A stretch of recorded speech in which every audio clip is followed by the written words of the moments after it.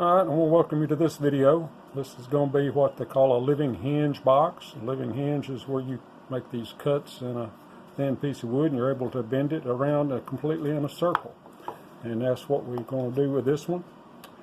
So stick with me and stay tuned, and here I'll cover the materials and the pattern, and then we'll go from there. So hope you enjoy this.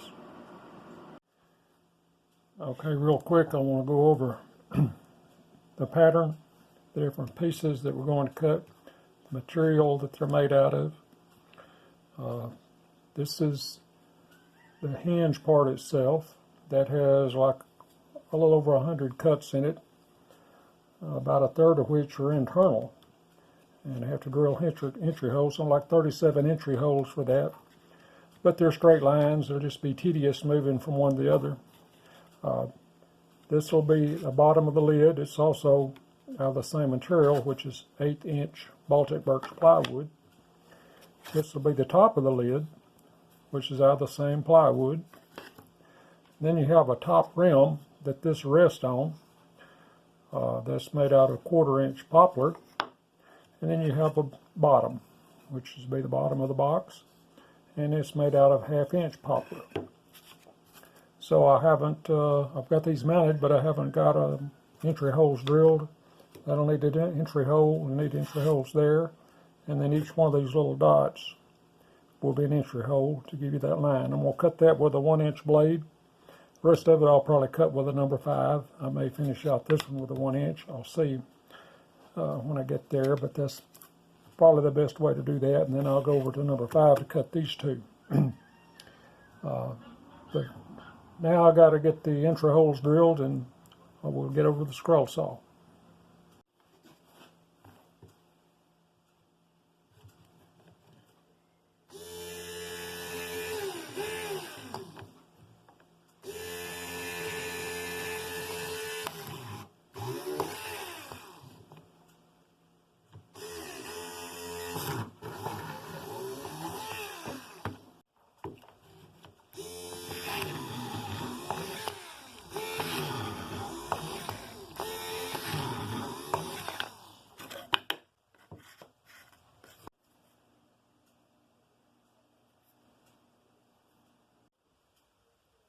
Got all the holes drilled.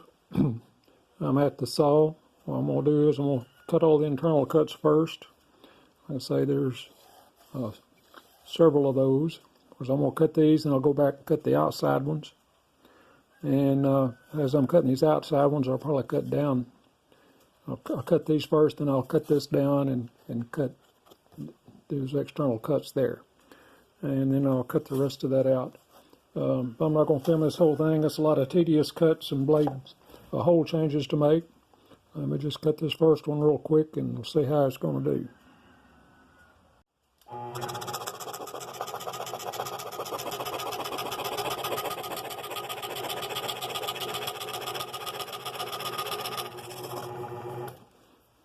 Yeah, it's going to be easy to cut. It's just 1/8" Baltic birch. It's got number 1 blade. Cuts a very small line, the very thin curve. And I'm going to cut the rest of these out, and won't film the whole thing. That's just too much tedious work to be filming.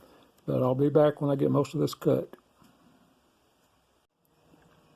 Got all those internal cuts made for the living hinge. You can see there's the back side of it. Cleaned it up a little bit.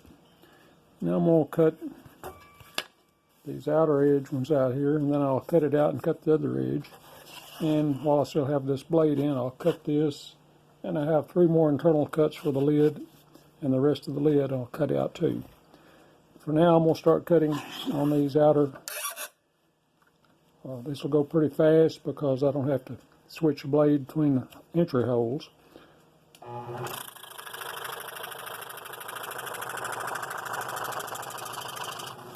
Really quick and easy, but I'll go ahead and finish all these up, and we'll come back later.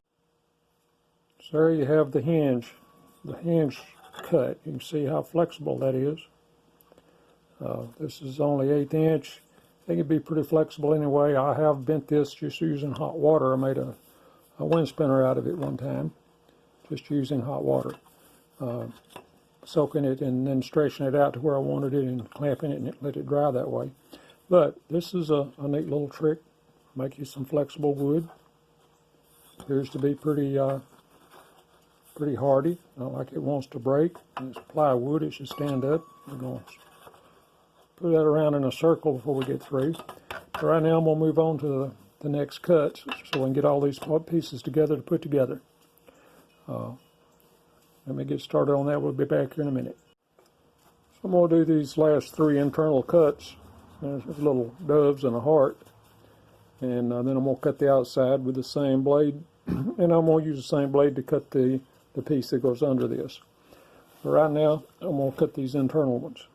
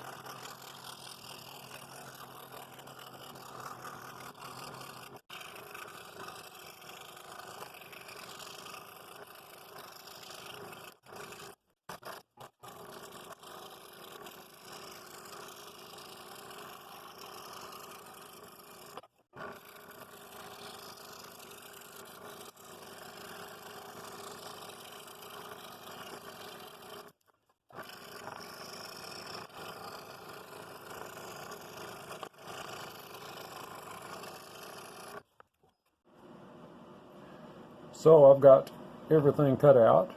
This is the living hinge, the wall of the box. This is the base that it's going to wrap around. This is the top ring that it's going to wrap around. And these are the 2 pieces for the lid to fit on the top ring. And what I've done is I mark this with a gauge. I try to keep myself a non-painted surface to glue with. Make sure that the paint covered the cutouts in the lid. I've also marked this a little bit so that'll be centered when I glue it. I got to glue that together. And what I'm doing now is I didn't have a reverse tooth blade, number one blade, to cut these. So I got this debris I want to clean out because I don't want it to interfere with the fit here. So I'm using this chisel. I did a little sanding on it, but the chisel is really what's cleaning it off. It's doing a pretty good job, so I'm going to be able to get that cleaned up. I got a really sharp chisel there, and it's cleaning off that little bit of debris. That's just enough to keep it from fitting properly on that base. And then when I get that done, I just got to make sure that it's going to fit and meet around here properly. And that'll be the next. Before I glue it, I got to make sure that works. You may have to sand a little bit off the ends here, or maybe even sand on this to make it fit. That's what I'll have to do, but right now I'm cleaning this off. I'll clean that off, and then I'll glue this together also, but let that be sitting while I do this. And then we'll start putting it together. So I'll finish cleaning and we'll start working on it.